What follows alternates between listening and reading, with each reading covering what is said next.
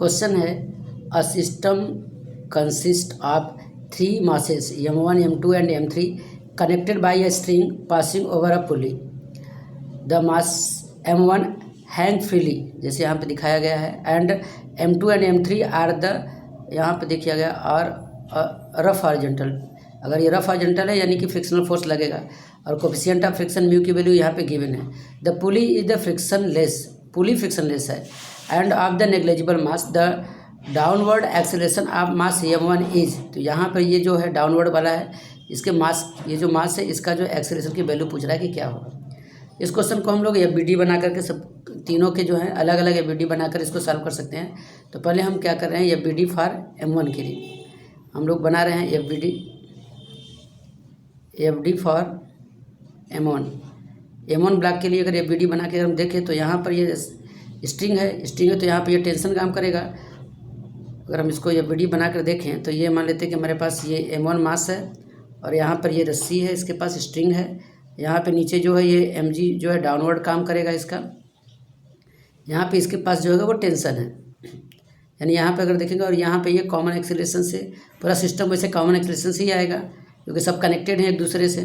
तो ये common acceleration जो है वो इस एक्सीलरेशन से यहाँ पर ही आ रहा है. अगर इसका हम FBD अगर यहाँ पर ड्रा करके देखें कि इसका FBD का जो इक्वेशन होगा तो यहाँ पे इस केस के लिए जो FBD की वैल्यू आएगी हम देखेंगे कि यहाँ जो डाउनवर्ड आ जा रहा है यानी mg से, यानी यहाँ पर हम लिख देंगे क्या mg minus t is equal to ma. ये इक्वेशन फर्स्ट हुआ यहाँ के लिए. आगे हम देख लेते हैं कि अगर हम FBD बनाए m2 के लिए, दूसरे वाले के लिए FBD बनाए यहाँ पर, यानी FBD फॉर सेकंड के लिए अगर हम बना के देखें, यानी FBD फॉर m2 के लिए अगर FBD बनाएंगे तो यहाँ पर पहले देख लेते हैं. तो हमारे पास ये सरफेस है और सरफेस पे ये जो ब्लॉक है m2 मास का जो ब्लॉक है यहाँ पे रखा हुआ है. यहाँ पे सबको दे रखा है कि m1 is equal to m2 is equal to m3 is equal to m. सबके पास जो है मास जो है वो m ही कर दिया है. तो हम इसको देखेंगे कि यहाँ पर जैसे ये फ्रिक्शन वाला फोर्स है, फ्रिक्शन काज करने वाला फोर्स है, यहाँ पर ये m2 के साथ यहाँ पर ये जो है यहाँ पर टी टेंशन जो है वो अप्लाइड फोर्स की तरह काम करेगा. यानी यहाँ पर जो होगा उसके पास यहाँ पर जो है ये टी जो है इधर की तरफ जो है ये वर्क करने वाला है, टेंशन जो है यहाँ पे. और सरफेस के कारण यहाँ पर, इसके कारण यहाँ पर जो होगा वो फ्रिक्शनल फोर्स काम करेगा. और यहाँ पर m2 और m3 के बीच में जो रस्सी है इसमें भी टेंशन होगा, यानी अलग अलग रस्सी है तो टेंशन अलग अलग होगा. यानी यहाँ पर जो होगा एक टेंशन और काज कर रहा है, उसको हम T डैश सपोज कर लेते हैं. और फ्रिक्शनल फोर्स यहाँ पे सरफेस के बीच में लगेगा. फ्रिक्शनल फोर्स जो होगा वो इस फ्रिक्शनल फोर्स F लग रहा है. अब इसके लिए क्योंकि अब हम F की वैल्यू जानते हैं, F की वैल्यू हो जाएगी μn, यानी μn है तो हम इसको μmg भी लिख सकते हैं, कोई दिक्कत नहीं है. अब यहाँ पर इसका FBD बना के इसका इक्वेशन निकाल लेंगे. तो पूरा पार्टिकल जो हो रहा है वो मास क्या कर रहा है, वो कॉमन एक्सीलरेशन की तरफ से इधर से जा रहा है. अब इसका हम अगर FBD ड्रा कर रहे हैं तो इसके लिए FBD की वैल्यू जो हो जाएगी हमारे पास t इधर की तरफ आ रहा है, यानी मोशन इधर हो रहा है तो t से, यानी हम लिखेंगे इसको क्या लिखेंगे t माइनस ये दोनों t डैश और mg f, यानी कि t dash plus μmg frictional force, ये दोनों के दोनों इसका अपोज कर रहे हैं, इज इक्वल टू ma.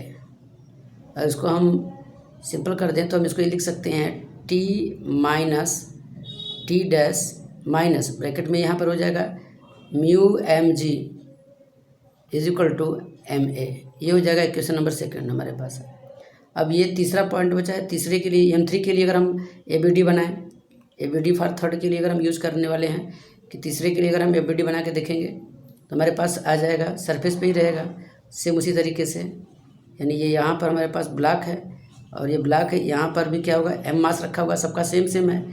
यहाँ पर कुछ नहीं है लेकिन ये सरफेस क्या करेगा, ये फ्रिक्शनल फोर्स यहाँ पे अप्लाइड करवाएगा. यहाँ पर फ्रिक्शनल फोर्स करवाएगा, म्यू की वैल्यू है तो यानी यहाँ पे μmg लगेगा. फ्रिक्शनल फोर्स कब लगेगा, जब अप्लाइड फोर्स. तो यहाँ पे अप्लाइड फोर्स जो है ये कौन सा काम कर रहा है, यहाँ पर t डैश अप्लाइड फोर्स काम कर रहा है जो यहाँ पे है. यहाँ पे टेंशन t है, इस वाले रस्सी में जो होगा t डैश होगा. तो इसके जो होगा, इसका जो FBD अगर हम लोग बना के देखेंगे तो यहाँ के लिए क्या हो जाएगा, सीधे से यहाँ पे हम लिख सकते हैं. और ये पार्टिकल ये भी क्या होगा, जो कॉमन एक्सीलरेशन a से इधर की तरफ मूव करेगा, यानी हम इसको कह सकते हैं कि t dash minus μmg is equal to ma. और ये हमारे पास आ गया इक्वेशन नंबर थर्ड. ये तीनों इक्वेशंस हैं, इन तीनों इक्वेशन का यूज करके हम क्या कर सकते हैं, कॉमन एक्सेलरेशन की वैल्यू को निकाल सकते हैं। तो हम लोग क्या कर सकते हैं, इक्वेशन फर्स्ट, इक्वेशन सेकेंड और इक्वेशन थर्ड, इन तीनों को क्या करते हैं, ऐड कर देते हैं। ऐड करने के बाद देखते हैं कि क्या वैल्यू आती है, यानी कि adding equation first with equation second and equation third, तीनों इक्वेशन को अगर हम क्या कर रहे हैं, ऐड कर दे रहे हैं, तो हमारे पास जो वैल्यू आएगी, तो पहले हम लिख लेते हैं फर्स्ट इक्वेशन को। फर्स्ट इक्वेशन हमारे पास क्या है, mg minus T is equal to M A, equation first. Equation second हमारे पास यहाँ पे है, ये है हमारे पास t minus T dash, T minus T dash minus mu M G is equal to M A. Third equation हमारे पास यहाँ पे है T dash minus mu M G is equal to M A. ये इक्वेशन फर्स्ट रहा हमारे पास, ये इक्वेशन सेकंड रहा और ये इक्वेशन थर्ड रहा। इन तीनों इक्वेशन को अगर हम ऐड कर देंगे, तो ऐड करने पे हमको ये पता चलेगा, यहाँ से देखो ये टी डैश है और निगेटिव है, ये टी डैश पॉजिटिव में, तो ये एक दूसरे को कैंसिल आउट कर दिए। यहाँ पे टी निगेटिव है, ये टी पॉजिटिव है, कैंसिल आउट हो गया। अब यहाँ पे हमारे पास बचा क्या, तो हमारे पास ये बचा M G minus mu M G minus mu M G minus two mu M G is equal to M one A M two M, ये तीन हो जाएगा, यानी 3 टाइम्स ऑफ एम ए आ गया, 3 टाइम्स ऑफ एम ए है। ठीक है, यहाँ पर अब एक्सेलरेशन की वैल्यू पूछा जा रहा है आपसे, यानी ये एक्सेलरेशन की वैल्यू देखा जाए तो हम यहाँ पर क्या कर सकते हैं, एम यहाँ से तीनों में है, कॉमन लेके कैंसिल आउट कर सकते हैं, यहीं पे कोई दिक्कत नहीं होनी चाहिए। एम कैंसिल आउट कर दिया, एम यहाँ से और यहाँ से एम कैंसिल आउट हो गया।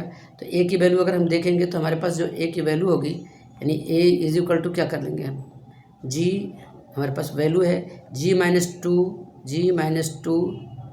म्यू जी, और ये पूरा डिवाइडेड बाय 3 कर देंगे। इस पूरे के डिवाइडेड बाय क्या कर दिया गया, 3। ये हमारे पास एक्सेलरेशन है। इसको हम ऑप्शन के हिसाब से अगर समझेंगे तो यहाँ से जी को कॉमन ले लोगे आप, तो जी को कॉमन ले लोगे तो आपके पास जो वैल्यू आ जाएगी, एक्सेलरेशन की वैल्यू जो आएगी, ये जी बाहर निकल जाएगा, कॉमन हो जाएगा, तो 1 माइनस 2 म्यू, जी बाहर हो चुका है आपका, जी बाहर कॉमन ले लिया गया है, तो जी उसके बाद क्या करोगे बाई 3, ये आपके पास जो आएगा ये कॉमन एक्सेलरेशन की वैल्यू आएगी, यानी 1 माइनस 2 म्यू जी, यानी यहाँ पर ये जो ऑप्शन है आपके पास, ये जी कॉमन हो गया, ये ऑप्शन सही है। Okay, thank you.